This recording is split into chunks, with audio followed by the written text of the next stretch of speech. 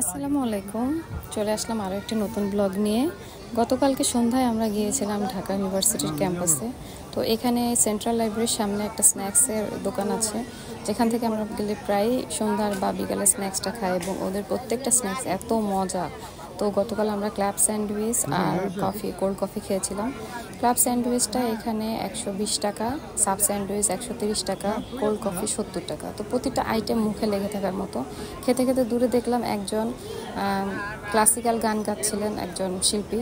তো আমি কাছে গেলাম এবং তার গানটা রেকর্ড করা ট্রাই করলাম, আপনাদের সাথে শেয়ার করছি। হাতে পারে তেল মাইকা মাই নিল শক্ত করি, মোচা পায়খানায় আমি মায়ের গোলায় করি, তবু মানা রাগ করিল ভিজল বুঝে মুতে, আমার শুকনায় রাখিয়া মায়ের থাকে ভিজাতে, হলে দেখি চায়া